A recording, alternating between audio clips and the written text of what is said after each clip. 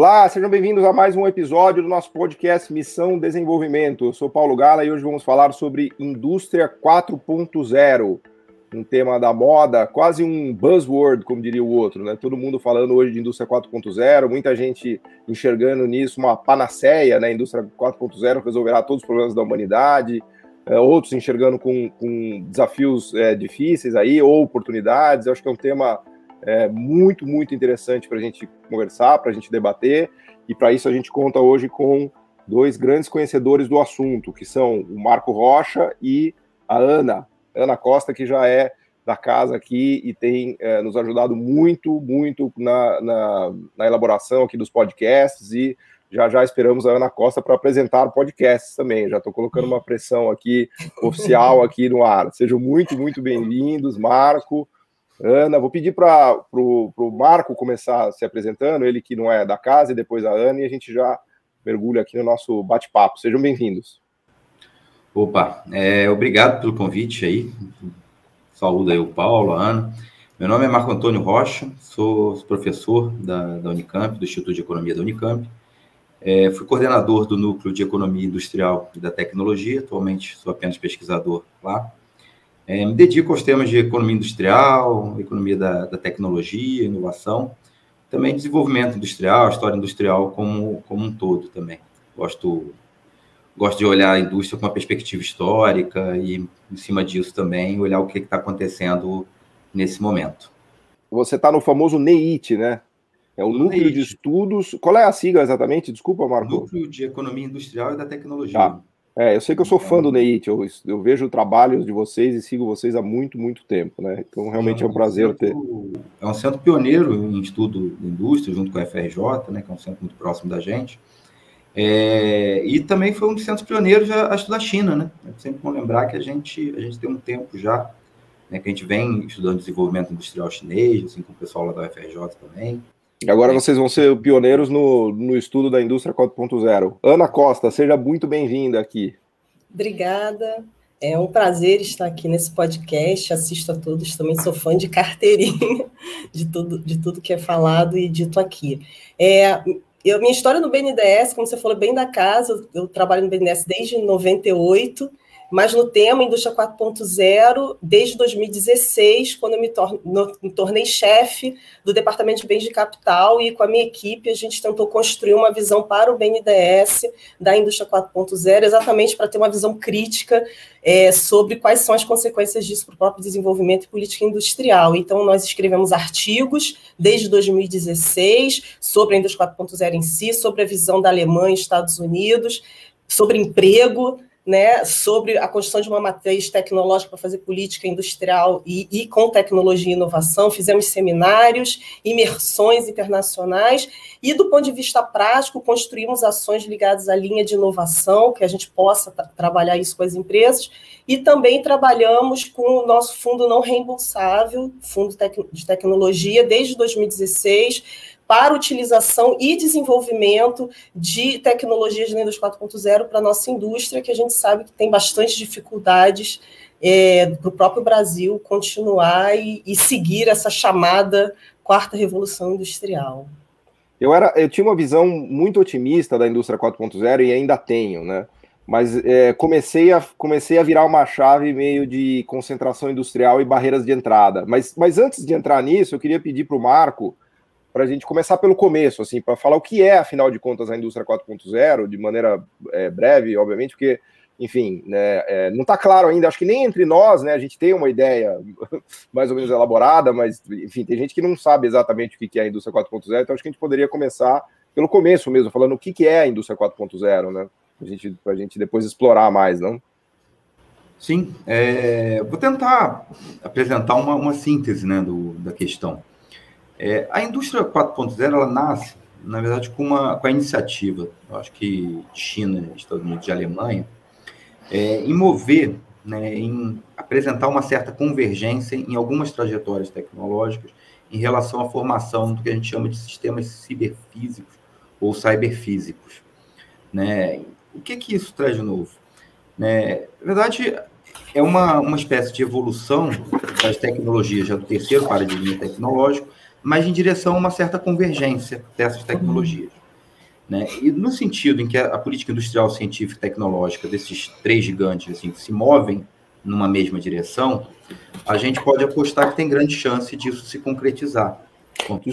Desculpa, Marco, cyberfísico o físico são as coisas e o cyber é a internet, né? Internet das coisas, assim, indo no popular. Que você junta o paradigma das TICs, né, das tecnologias de informação, com a utilização em tecnologias mais, vamos dizer assim, físicas, né? Quer dizer, que envolvem movimento de coisa, processos dinâmicos, logísticos, etc.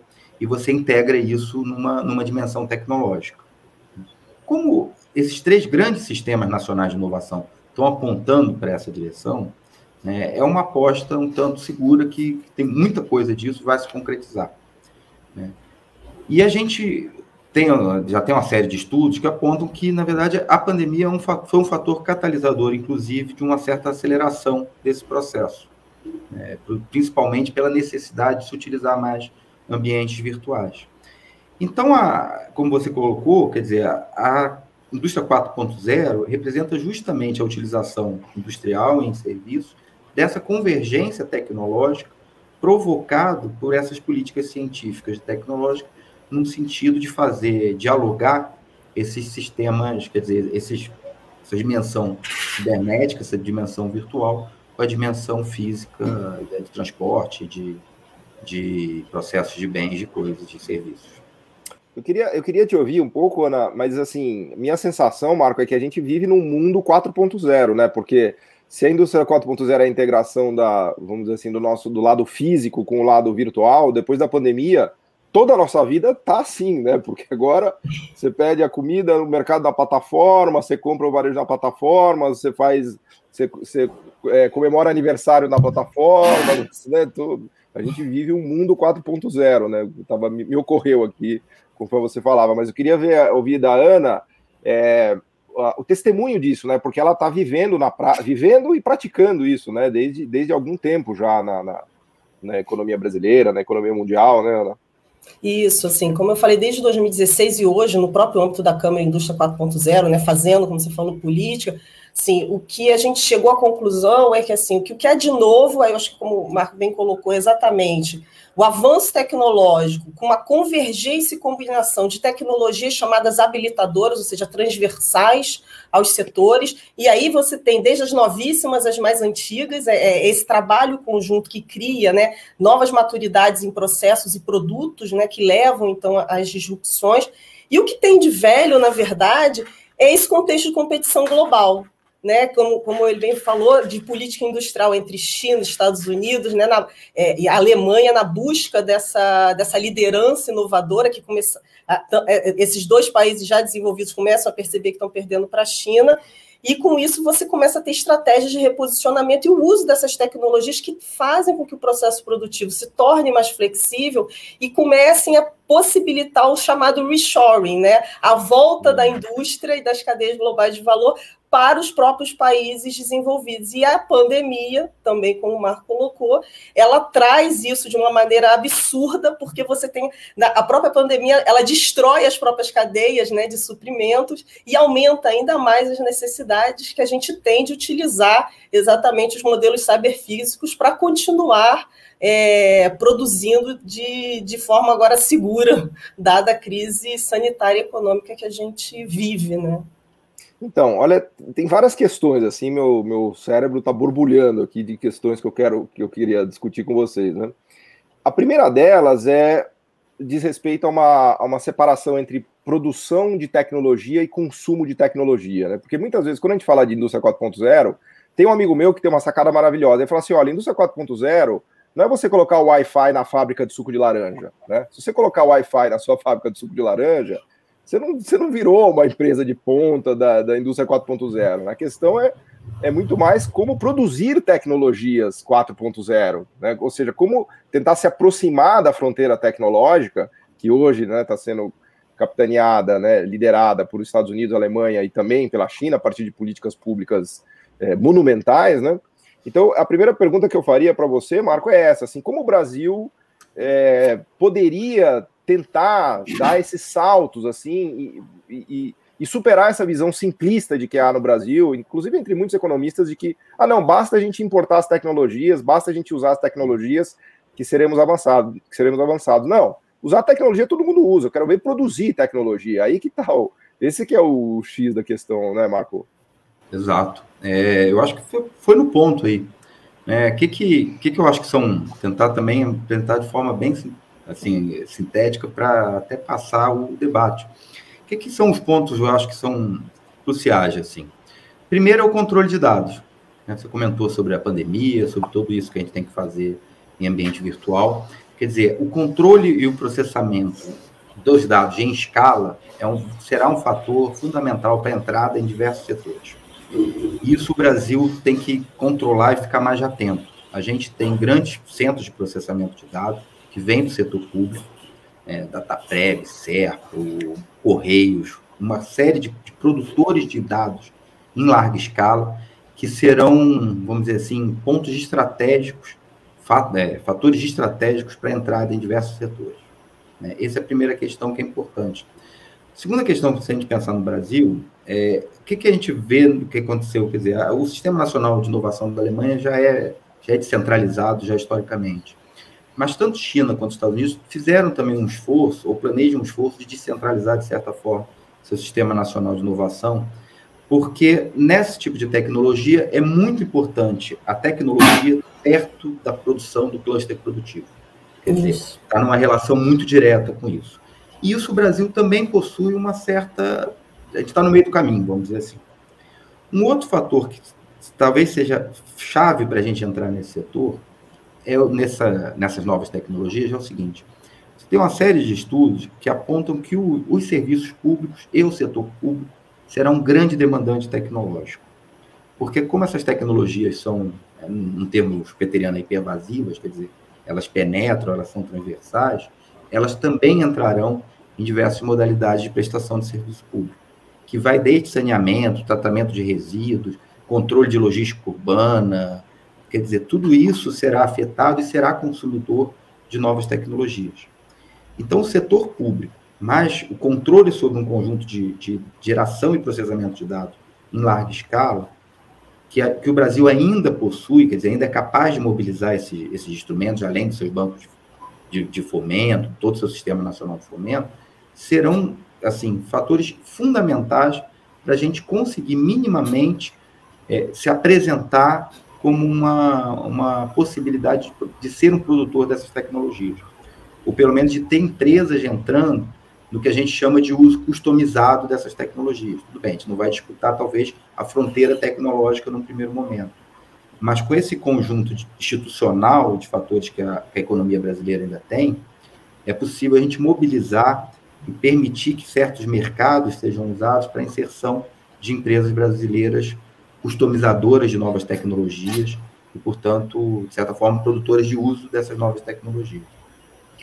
Eu queria passar a palavra já para a Ana, eu não consigo, assim, quando eu olho para isso, eu vejo, aparece na tela, assim, do meu computador, barreiras à entrada, assim, fica piscando em vermelho, assim, barreiras à entrada, porque quando a gente fala de tecnologia, né, a gente, obviamente, está pensando em poder de monopólio no final do dia, porque isso cria poder de monopólio para as empresas, sem querer carregar aqui no Economês, né, a ideia é deixar a tecla SAP ligada, mas eu estava vendo um caso dos nórdicos, né, os nórdicos começaram na mineração, aí desenvolveram maquinário, perfuratriz, toda a maquinaria ligada à parte de mineração, e agora eles deram um salto para a parte de serviços sofisticados tecnológicos, ou indústria 4.0, dessa maquinaria. Vale dizer, eles prestam agora serviços tecnológicos para o mundo inteiro. Então, não só eles vendem a máquina deles, como eles vendem todo o sistema de monitoramento de como operar aquelas máquinas da melhor forma, com uma pessoa sentada lá em Oslo, né?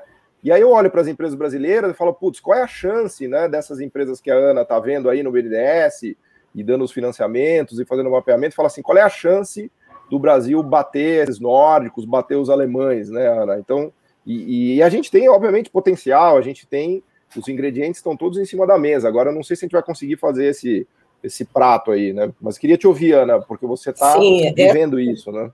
Essa é a grande preocupação que a gente tem desde a construção, ou seja, desde 2016, junto até com o governo, a gente vem trabalhando, né, numa estratégia nacional, e eu acho que é isso que a gente precisa, porque, como eu falei, a construção dessas tecnologias, elas não são uma onda inexorável, elas foram construídas a partir de políticas industriais com inovação, elas passaram a ser olhadas de maneira junta, né, com a constituição de tecnologias, essas habilitadoras.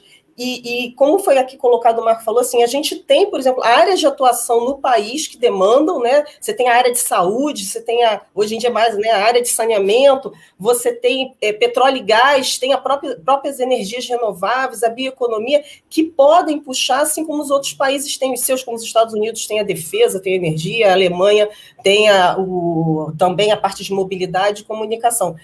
O que a gente... E aí temos o Sistema Nacional de Inovação, nós temos as nossas instituições de ciência e tecnologia, temos as unidades Embrapi, temos as instituições do Senai, né, dos Institutos Senai de Tecnologia, e com isso, o que nos falta, e comparando com os outros países, é exatamente o perfil da nossa base industrial, porque é diferente, nesses outros países você tem indústrias próprias, grandes, e como você falou, que criam a barreira à entrada pela própria marca, muitas vezes, né, pela toda a força que tem, com o apoio dos seus governos, seus respectivos governos. Do nosso lado, temos empresas nacionais, mas elas não são tão fortes, mesmo grandes muitas vezes, temos a base de micro, pequenas e médias empresas e temos as transnacionais, as subsidiárias. Eu acho que o nosso desafio como país periférico é como trabalhar com essas subsidiárias locais, que a gente sabe que tem limites de decisão em função das políticas dos seus respectivos países. Trocando em miúdos, eles não entregam a rapadura tecnológica, né? Eles mantêm então, como a gente faz...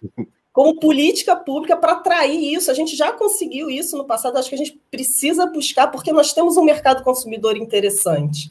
Então, como é que nós podemos... Você tem exemplos, Ana? Porque eu imagino que você, no BNDES, vocês têm linhas de fomento, quer dizer, se você puder falar um pouquinho para a gente de exemplos práticos, assim, você falou de um fundo não reembolsável. Isso, é um fundo acho que é legal para trazer, assim, se você puder dar alguns exemplos, assim, concretos para a gente aterrissar aqui vamos dizer assim, no dia a dia? Sim, nós temos o Fundo Tecnológico, que é um fundo não reembolsável, onde nós financiamos as instituições de ciência e tecnologia para que, com o mercado privado, eles precisam ter um projeto conjunto com alguma empresa, e aí você tem empresas de todos os portes, inclusive subsidiárias, e com isso a gente consegue atrair a confecção, a produção de tecnologia local, utilizando parcelas, assim, a gente complementa o recurso privado para que a gente consiga produzir aqui. Então, a empresa privada entra com uma contrapartida própria para financiar determinadas tecnologias, e a gente fez isso, por exemplo, no financiamento a biocombustíveis, né, a parte toda de etanol, de combustão a etanol. Nós fizemos isso também com as tecnologias elétricas também, de eletrificação, para a gente fazer os postos de fornecimento. Então, assim, e várias outras que a gente tem trabalhado, aonde a gente atrai tanto empresas nacionais de menor porte para que possam desenvolver essas tecnologias, quanto atração de P&D para a produção aqui, porque o que acontece?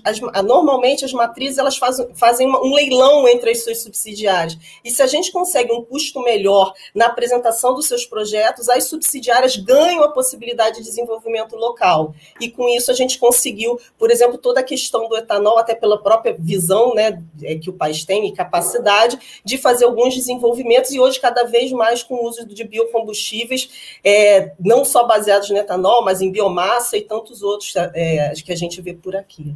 Tem até uma notícia recente de que a Volkswagen estaria colocando aqui no Brasil um centro de desenvolvimento de combustíveis híbridos, né, inclusive para trabalhar a questão dos biocombustíveis com eu ia falar combustível elétrico não, né, mas com motores elétricos, enfim, que eu acho que pode ser um exemplo. Como é que você vê isso, Marco, do que a gente tem feito, do que a gente poderia fazer do ponto de vista concreto? Porque eu sempre tenho a sensação que o Brasil é aquele copo meio cheio, meio vazio, né? Em tudo que eu olho, eu vejo a água na metade do copo. Aí eu não sei se eu fico feliz ou se eu fico triste, porque fala, puta, podia já ter enchido esse copo, né? Mas também podia estar vazio o copo, né? Então, né?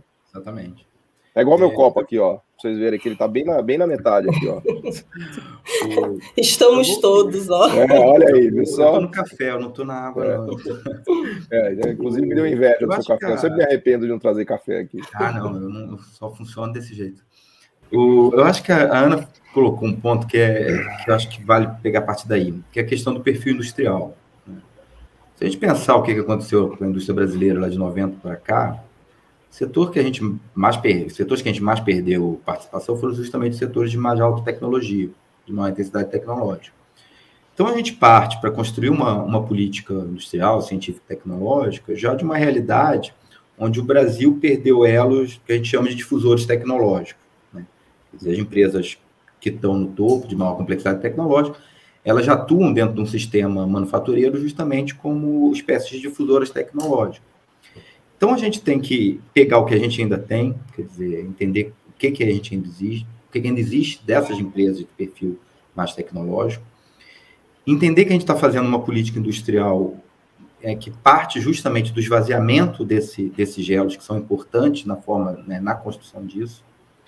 E, portanto, a gente tem que se apoiar primeiro, né, em alguns setores, em alguns segmentos de atividade que possibilitem a utilização do nosso mercado, né, a articulação com políticas pelo lado da demanda, né, com justamente a articulação com o nosso sistema de fomento, né, porque isso vai garantir justamente que essas empresas possam ganhar escala, possam, vamos dizer assim, atuar em segmentos que possuem certas barreiras já entradas por conta do próprio funcionamento do segmento, como é setor público, ou como são setores, né, como são encomendas tecnológicas muito específicas, né, e possibilita, com isso, né, utilizar justamente o lado que está meio cheio do nosso copo, né, quer dizer, empresas grandes que a gente ainda tem em certos segmentos interessantes para dar um upgrade tecnológico disso, o conhecimento acumulado no nosso Sistema Nacional de Inovação, quer dizer, via universidade, via centros de pesquisa, né, e a possibilidade da gente ter justamente controle sobre certos bancos de dados, sobre certos processamentos de dados muito grande para serem articulados justamente com certas atividades que possibilitem justamente encomendas tecnológicas que articulem empresas, né, de base tecnológica, startups que estão surgindo, mas também empresas que já existem, dentro do que existe do ponto de vista institucional ainda no sistema industrial brasileiro. A gente tem, na verdade, o nosso ecossistema está cheio de furos, né? É como se tivesse uma estrada cheia de buraco, né? E aí você anda um pouco, mas cai num buraco, anda um pouco, cai num buraco e... Exatamente. Essa perda de densidade tecnológica aí que é o abacaxi. Justamente, se pular lá para a vanguarda, né?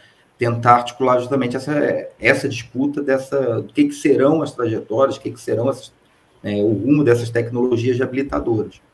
Mas para baixo disso, existe um mercado imenso, que é justamente a aplicação, né, a customização, que a gente chama, da aplicação dessas tecnologias para problemas específicos, para soluções tecnológicas específicas, para demandas específicas.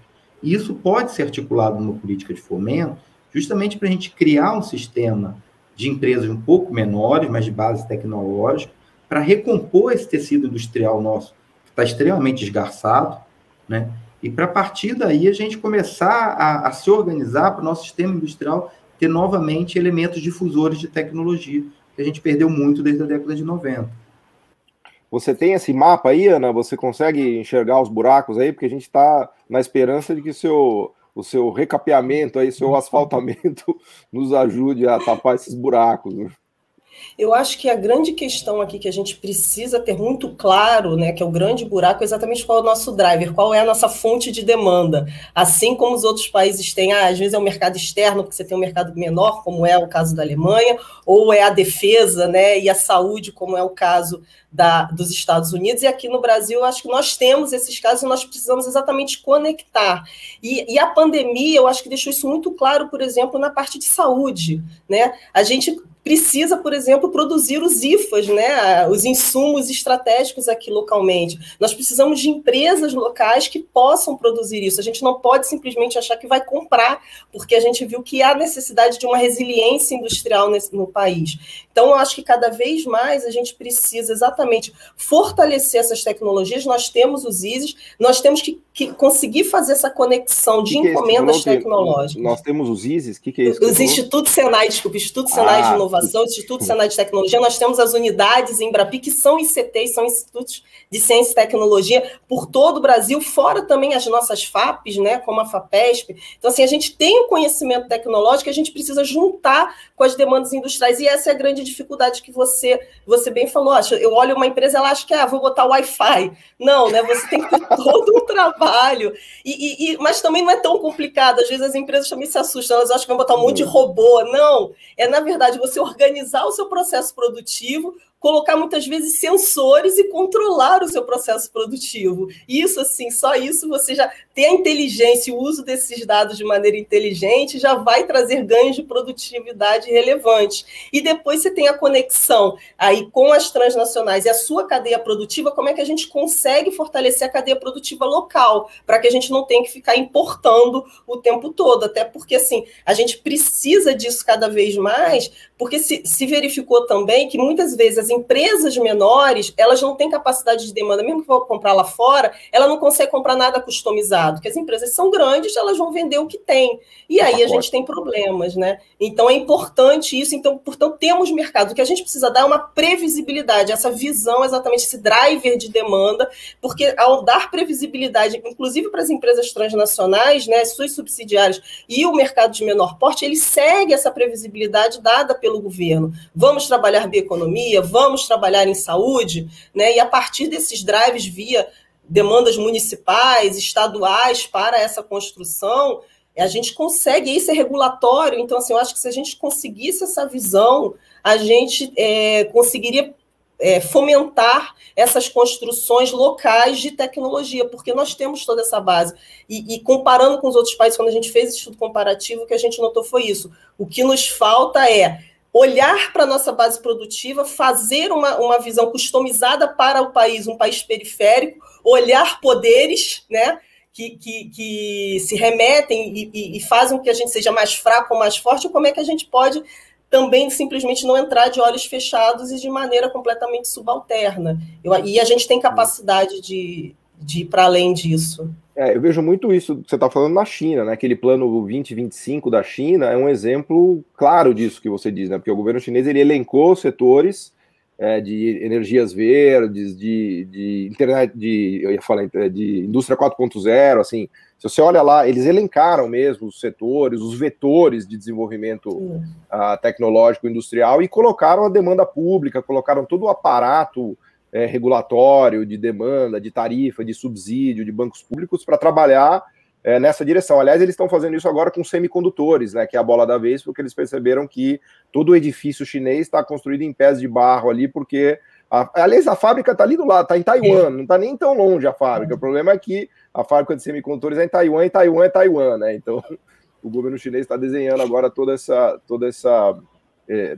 tentativa de avanço em semicondutores. Mas eu queria voltar aqui para o Marco e para a nossa discussão especificamente de como a indústria 4.0 se constitui, e tem um aspecto aí que eu acho que é legal a gente explorar, que é a parte de serviços, porque é uma indústria que está ficando mais intensiva em serviços, né? Isso pode parecer uma contradição em termos, mas não é, porque é uma indústria que demanda serviços tecnológicos, né? De TI, de design, de marketing, de integração da máquina com o serviço prestado pela máquina. Os smartphones são um baita exemplo disso, eu acho, né? Porque o que é o smartphone, você não sabe direito se ele é um bem ou um serviço, né? Porque tá todos aqueles aplicativos ali que você, na verdade, você tem milhares de serviços, né, que você usa no seu smartphone. E também um contraste que eu queria fazer e ouvir vocês é que tem muito essa ideia no Brasil de que não, o futuro da economia é uma economia de serviços, né?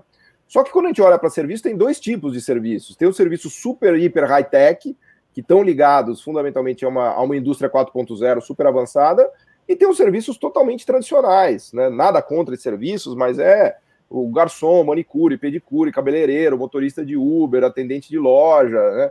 Então, tenta se vender no Brasil essa ideia de que não, temos que migrar para os serviços, mas não se faz a distinção de, peraí, mas que serviço é esse, né? E acho que não dá para discutir indústria 4.0 sem falar desses serviços, inclusive que demandam muita qualificação, né? Como é que vocês enxergam isso, começando pelo Marco? Eu vou pegar o caso concreto do complexo de saúde. Eu acho que ele ilustra muito bem, né, toda essa discussão, né, a Ana colocou, né? Primeiro porque ele articula com uma política de demanda, né, um sistema público, que articula com política de demanda, que vem do Estado, né, vem do próprio investimento público. Além disso, você tem um controle sobre uma base de dados imensa, mobilizado via o SUS, o Sistema Único de Saúde. Se a gente olhar em termos comparativos, por exemplo, a Índia é uma grande produtora de tecnologia na área de saúde, mas a não existência desse sistema único, né, limita o desenvolvimento industrial na área de saúde da Índia. Isso é um fator conhecido pelo próprio país, né? A gente tem esse elo que é importantíssimo, que é esse sistema de saúde. Se a gente vê como é que a tecnologia 4.0 vai penetrar na área de saúde, né, quer dizer, ela vai chegar provavelmente a todas as atividades, a toda forma de prestação de serviços na área de saúde. Mas ela vai começar, por exemplo, triagem, análise de risco, medicina diagnóstica, né, análise de diagnóstico. Tudo isso são serviços, né, que vão entrar e vão ser demandantes dessas novas tecnologias e vão puxar essas novas tecnologias até chegar em outras áreas mais próprias da atividade médica. Então, se você pega isso, você vê como é que uma área de serviço vai ser uma grande serviço, obviamente, muito especializado do ponto de vista técnico, né? Mas vai ser um grande demandante tecnológico. Isso também ocorrerá na indústria, né? Porque a indústria também tem todo um processo de tratamento de dados, né? De gestão de fluxo de mercadorias, de insumos, etc., né? De transporte de estoque, de transporte de insumo. Então, tudo isso será também demandante de atividades de processamento de dados, de controle, de elaboração de tecnologias próprias para isso. Então, essa característica da indústria 4.0, que já vinha, de certa forma, do paradigma anterior, né, do paradigma tecnológico anterior, cria um setor de serviços extremamente sofisticado. Só que, como você colocou bem, ele é acoplado, de certa forma, à indústria. A outra parte dele vai vir, de certa forma, muito acoplado, como eu disse, nos serviços públicos, na parte de prestação de serviços, tanto públicos, mas serviços de cuidados e de educação de forma geral. Então, se a gente pegar a atividade industrial e esses serviços, né, de cuidado, de educação e de serviços públicos de forma mais geral, eles vão ser os grandes demandantes das tecnologias vindas da indústria 4.0 para a área de serviço. Né? Tudo isso será complexificado do ponto de vista tecnológico. Então, esse é um segmento que a gente tem que olhar com muito cuidado. Por quê? Porque a gente tem capacidade... E a gente tem oportunidades gigantescas aí, né, Marco? Porque a gente tem uma demanda pública gigante de educação, saúde. Exatamente. Né? E a capacidade de impor certas barreiras. Por quê? Porque a gente articula uma demanda, né, que vem de política pública, né, com o controle de dados, de processos, de informação que estão por conta do Estado brasileiro ainda. Tem que tomar um cuidado imenso com isso nesse momento.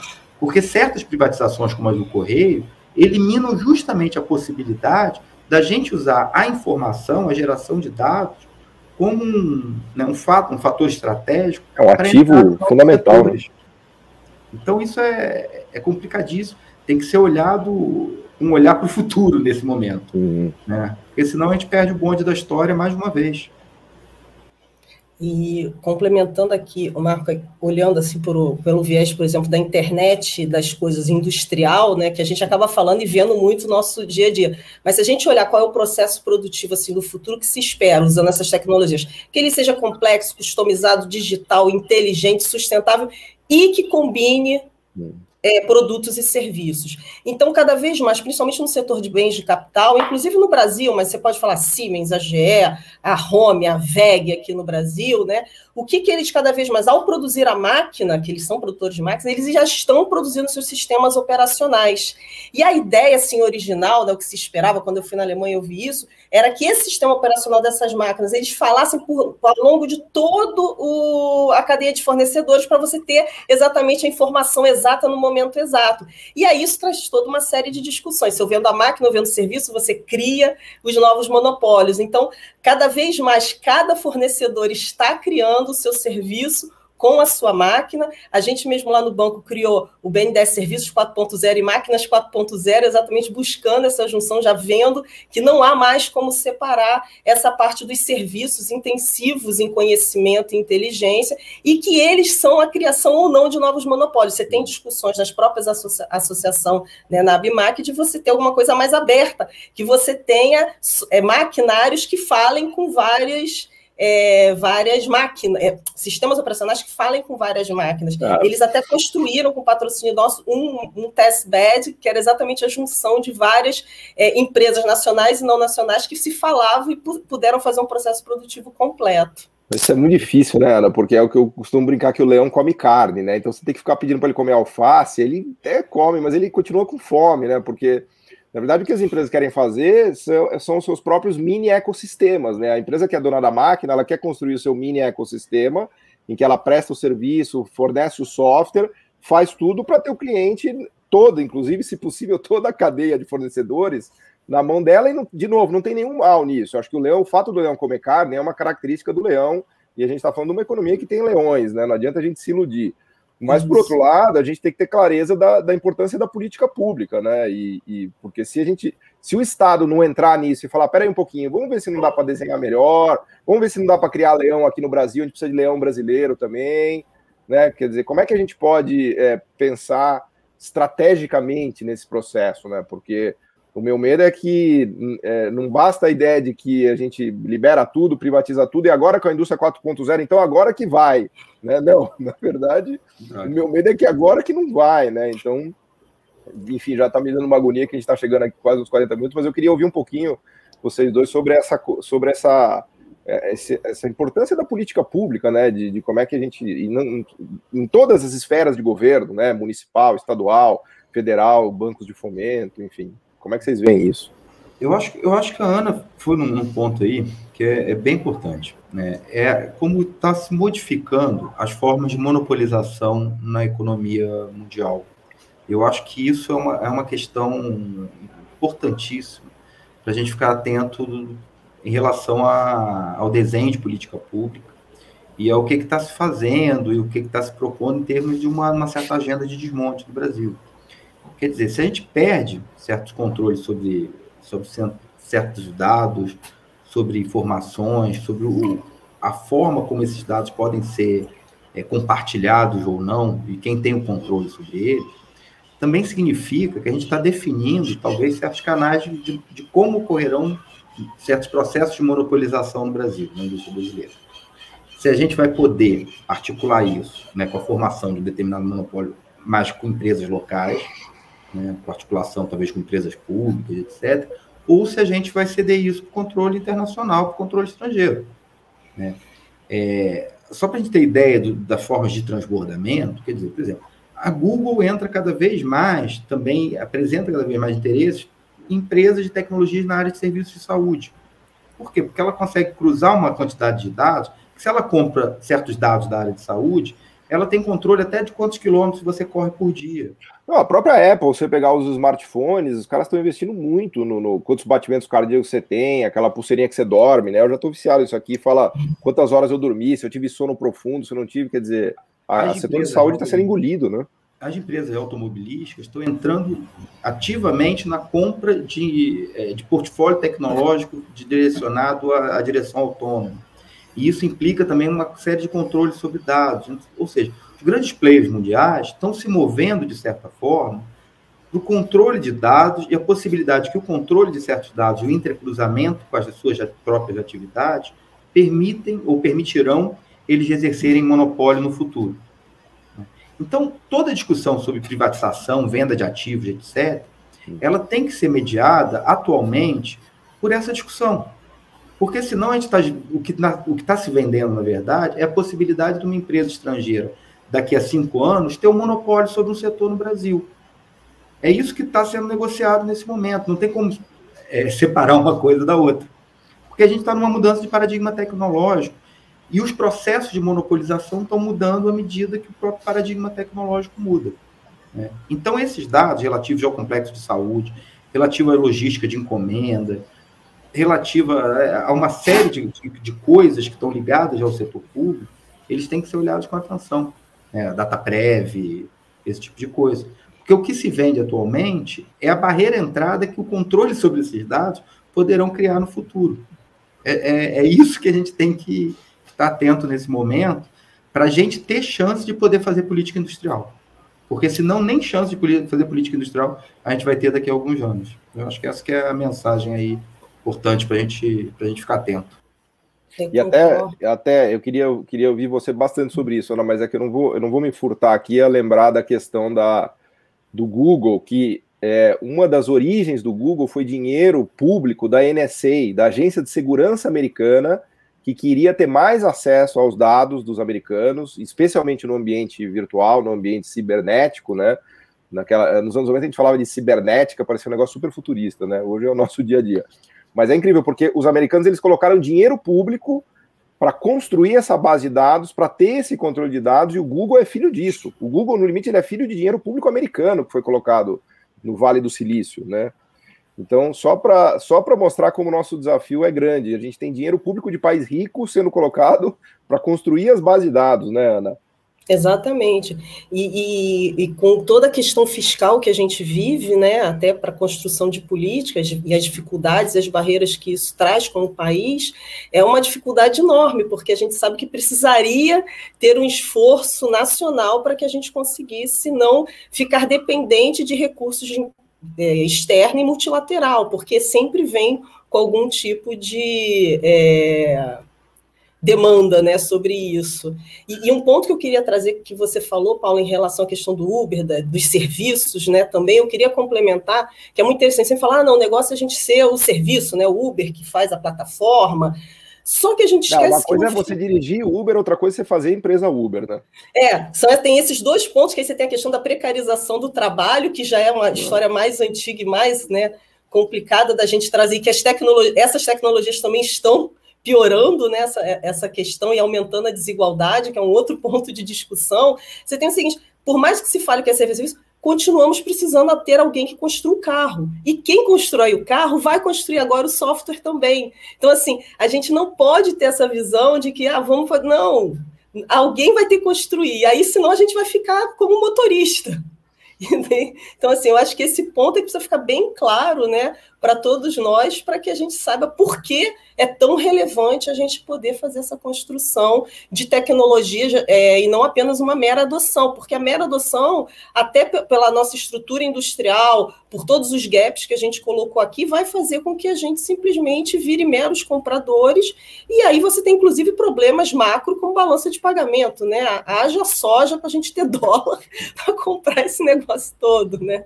E aí, todos os impactos na questão também da estrutura do nosso mercado de trabalho.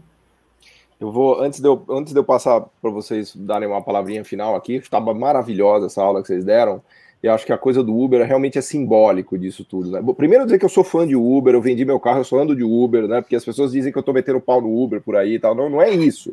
Eu quero dizer que eu sou literalmente um fã de Uber. Eu vendi meu carro, assim, uma das melhores coisas que aconteceu na minha vida foi Uber. E agora eu não tenho mais preocupação de PVA, de assalto, de estacionamento, de nada, assim. Minha vida mudou por conta do Uber. Agora, isto posto, do ponto de vista econômico que a gente está discutindo aqui, a gente não produz carro, a gente não produz o software, a gente não produz a plataforma, nós viraremos todos motoristas de Uber no Brasil, porque o ponto é, onde você consegue gerar emprego nessa cadeia produtiva, que tem um filé mignon super nobre do ponto de vista tecnológico, e tem uma parte que é totalmente comoditizada, que é um motorista de Uber, né? Então, eu acho que o Uber ele simboliza um pouquinho, mas, enfim, queria passar para vocês darem umas palavras finais. Infelizmente, a gente chegou aqui no final, eu insisto que eu queria que esse podcast tivesse 2 horas, mas não me deixam fazer isso, então vamos concluir.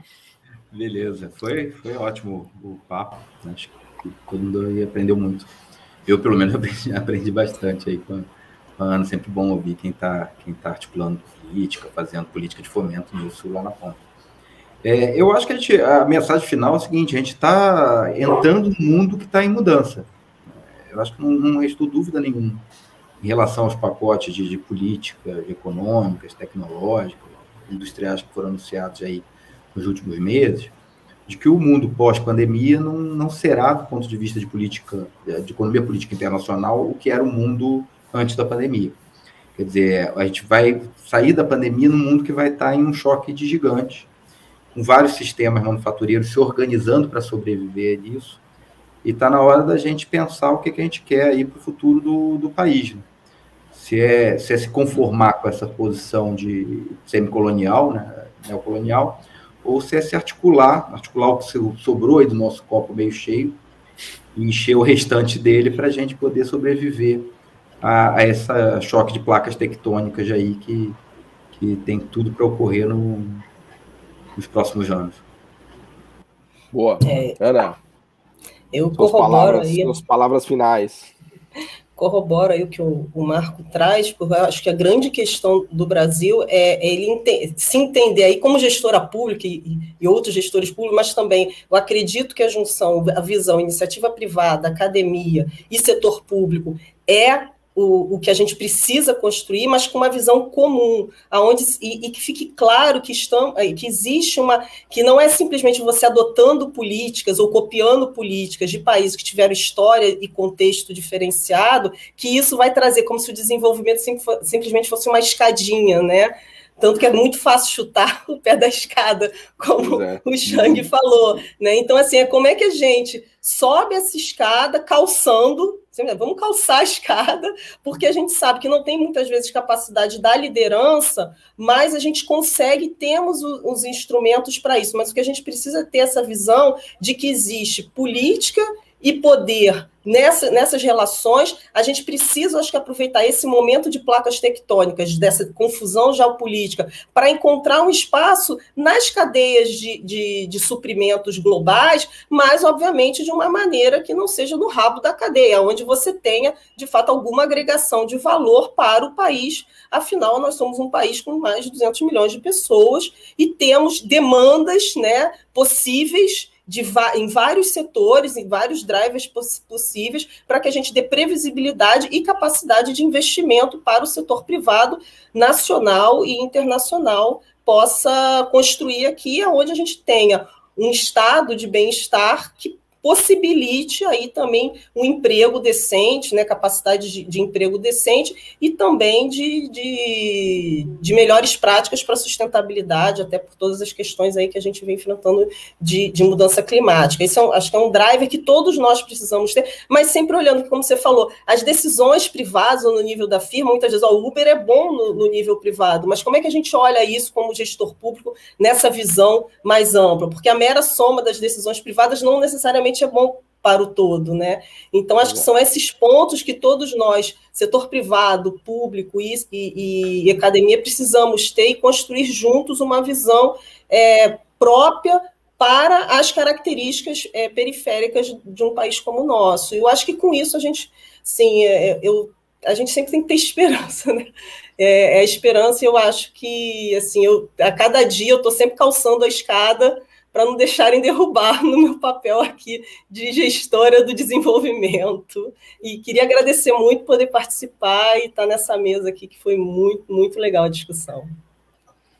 Ana Costa, Marco Rocha, muito, muito obrigado. Acho que foi fantástico aqui a nossa conversa do meio desmistificando a indústria 4.0 e também, obviamente, reconhecendo oportunidades gigantescas aí, porque eu acho que não se trata de ser contra, muito pelo contrário, eu acho que tem possibilidades incríveis, como vocês bem colocaram, nesse movimento de placas tectônicas aí, de China, de Alemanha, de Estados Unidos, tem várias oportunidades surgindo. O Brasil tem o copo meio cheio, né? Vamos concluir o programa falando que ele está meio cheio, então tem oportunidades incríveis. Agora a gente não pode ter uma visão inocente de pedir para o leão comer alface, né? A gente tem que ter uma visão pragmática, realista, saber ter consciência da nossa potência e do que a gente tem de instrumentos, né?